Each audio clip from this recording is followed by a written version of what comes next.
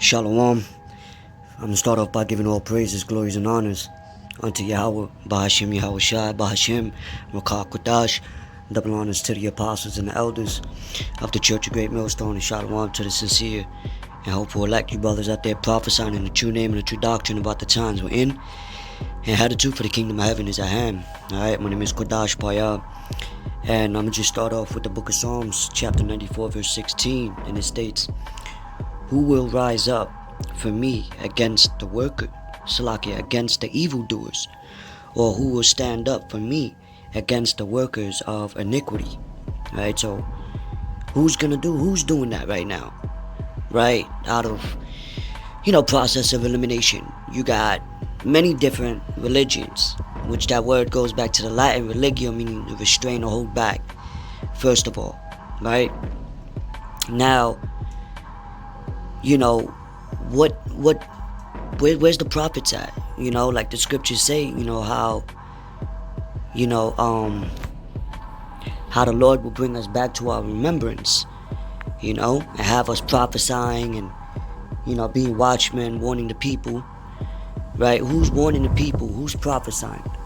In the true name and in the true doctrine, about the times we're in, knowing that you are an Israelite, knowing, the curses and the blessings afterwards, right? The kingdom of heaven is at hand. World War III and the MO to the T to the B, the full book, right? And not just nitpicking off of emotions, Who will rise up for me against the evildoers? Those, the people that are committing adultery, worshiping other gods, murdering each other, right? Polluting their bodies, worshiping these demonic days. You know what I mean? Because this place that we live in this society, the scriptures say the earth is given unto the hands of the wicked. So this is hell. Hell is a, it's a state of being. You know what I'm saying? I believe in the Hebrew is referring to grave, but what? People die from sin. You know what I mean? But who's standing up for these things, especially now, the latter days that we're living in? Because what? We know that, those that are in the know understand prophecy and understand that we're at the end of the end. You know what I mean? It's not but so long to where Yahweh Shai is going to show his face. It's already declared, right? Or who will stand up for me against the workers of iniquity? Aren't you supposed to defend the gospel, defend the good news, the doctrine?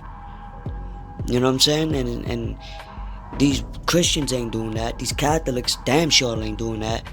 These Muslims, they gone. Jehovah's Witness. You got a lot of false prophets that state that they're Israelites, but they nitpicking on what to bring out, and they signed the 501c3 charter. A lot of people want their glory now, right? Yahweh Shai didn't do that. He was humble. He was meek. He was lowly. He sat with the sinners and the publicans, prophet, telling them what was coming. Read the beginning of Isaiah 24, right? Matthew, Mark, the 13th chapter, Luke 21. Right? Every time right before a kingdom fell, the Lord sent out men, prophets. He put his words in them as vessels, to warn the people, to bid them to the marriage. And only a small portion, a remnant, is going to receive it if the Lord is supping with them. It says, "Unless the Lord had been my help, my soul had almost dwelt in silence." So the Lord is the one that's guiding, starting from the apostles on down to the men, throughout the four corners of the earth, prophesying, uncut, no sugarcoating, no, putting glitter, what I mean? None of that, man. We tell it like it is, man, right? Even, and double goes unto us, because we have to show these people and apply what we're saying. Real quick, there's the book of Isaiah chapter 6 verse 8. It says, "Also I heard the voice of the Lord saying, Whom shall I send? And who will go for us? Then said I, Here am I, send me. And so Isaiah's like, look, man, he felt the Spirit in him. You know, he was compelled to go out and preach the word of the Lord. You know, the scriptures say, covet to prophesy. You know, if you're really passionate about the Lord, right, you're gonna go out and do his will in truth, in faith, and with fear. It says, and he said, go and tell this people, hear ye indeed, but understand not, and see ye indeed, but perceive not. So what are we telling people? We're warning them. You know, we're teaching them, right? We're, you know, through the scriptures, through the wisdom, knowledge, and understanding, according to what the Lord had brought out upon us, who we've learned from our apostles on down, you know, and studied those things to see if they're so, because you got a lot of false information, you know, that causes controversy, right? A lot of Jake. What I mean by Jake is you so-called Negroes, Latinos, and Native and Seminole Indians, which are the biblical Israelites.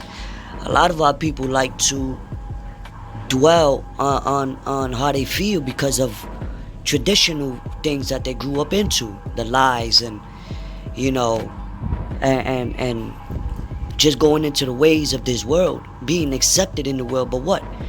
We're supposed to be set apart, right? We're supposed to be, you know, like Paul said, be not equally yoked with unbelievers. We're not supposed to be celebrating these days, worshiping other gods, doing things that the wicked are doing. You know what I mean? And as far as knowing that, you got to lead by example.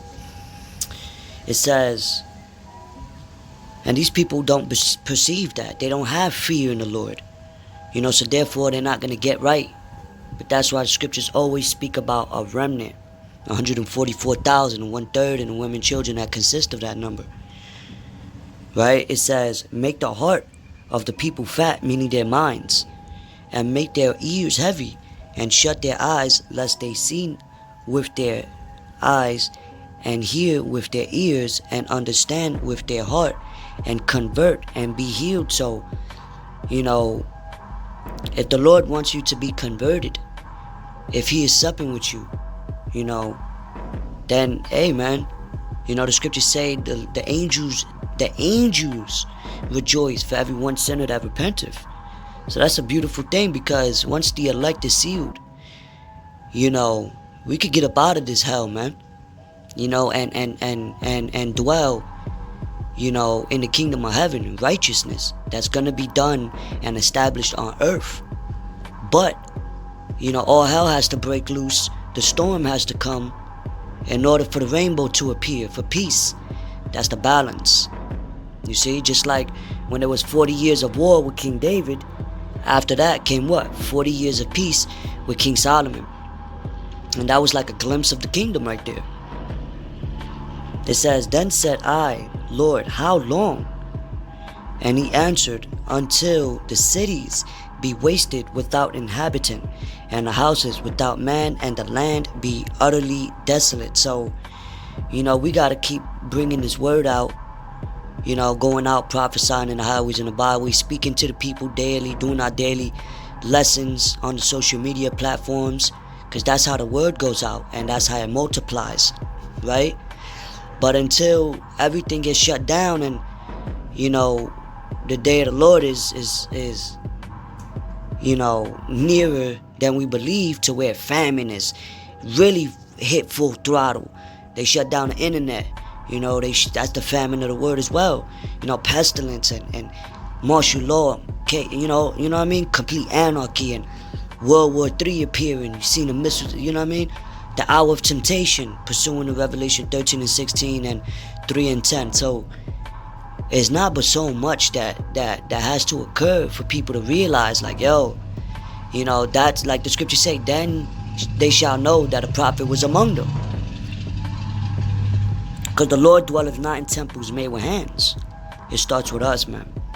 This is the book of Revelation chapter 14 verse 13. It says, And I heard a voice from heaven saying unto me, Write, Blessed are the dead which die in the Lord, from henceforth, saith the Spirit, that they may rest from their labors, and their works do follow them. So that the point was that their works do follow them. So your works will follow you, man. You know what I mean? And a lot of people, the doors of repentance are still open. So Isaiah chapter 55 verse 6 says, What? Seek ye the Lord while he may be found. Call upon him while he is near. And we know he's near because what? Everything that was warned that was going to befall us in the latter days, which is now. You know, wars and rumors of wars, pestilence, famine, you know, false leaders, you know, earthquakes in diverse places, and, you know, Jacob's trouble, so on and so forth. Right? The hour of temptation, etc.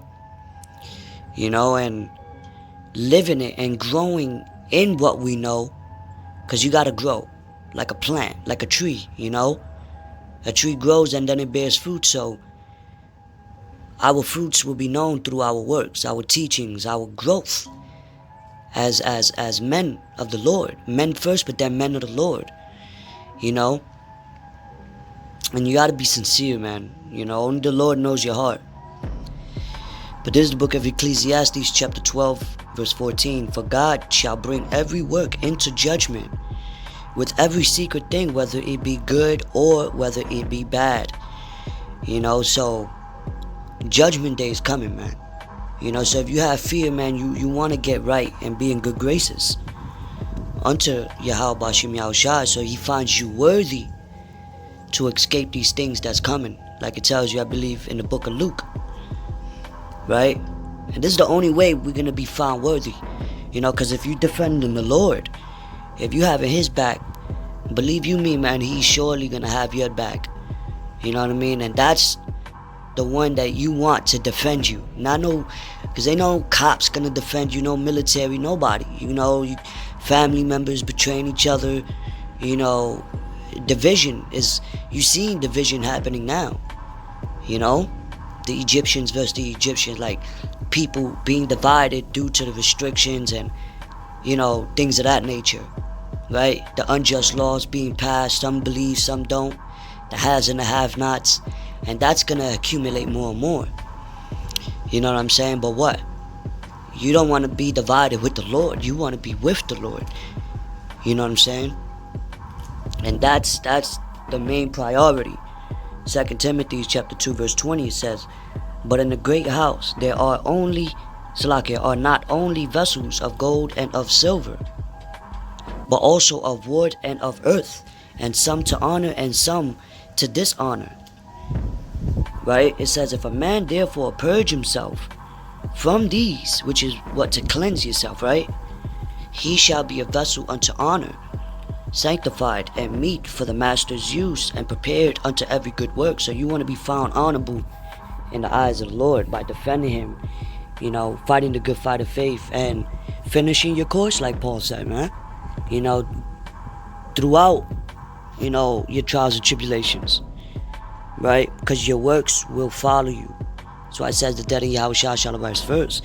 But you want to be that vessel of honor, because like a vessel, you know, if there's a vessel, if there's like a container of some sort, right? Whether it be made of potter or whatever, it makes the most noise. You know what I'm saying? People that speak empty words and they're not of the Lord, they like to make the most noise and make the most, cause the trouble and, you know, things like that, right? But what? You know, those people are leading the blind and they have more gatherers. You know what I mean? But what? Those that are of honor, you know, like I mentioned, those are the dishonorable, but the ones that are honor, hey man, they're gonna be filled with the word of the Lord as a well that's filled with water. You know, water which is referred to as the word of the Lord, wisdom, the wisdom, knowledge, and understanding. You know, and helping, you know, speaking to the people to open their eyes about the Lord's statutes, commandments, and the holy days, and to rehearse the righteous acts. Because yeah, we're not perfect, you know, but to strive for that perfection, you know, which is when Yahweh Shah comes back. to deliver us out of here and give us our new bodies and become that governing body, the first fruits. You know? So you want to be prepared, meet for the master's use, and prepared unto every good work. Verse 22, flee also youthful lust, but follow righteousness, faith, charity, peace, with them that call on the Lord out of a pure heart, a pure mind. You know, follow them that call upon a name. Because you can't just call upon any other name like it's nothing. Because now you're conjuring up spirits. You're worshiping other gods. You're worshiping men. You know, images made of men. You know what I'm saying? So, you don't want to follow that. Right? You want to follow faith. Be of faith, charity, peace, with them that call on the Lord out of a pure heart, and not being malicious, not doing things for filthy lucre's sake, to gain and have vain glory upon this earth, man. Because everything here is temporary. Everything here is temporary. The kingdom of heaven is forever, everlasting. You know, so with that, man, this was a exhortation. Hopefully this was edifying through the spirit and power of Yahweh Shem Yahushua. Until next time, shalom.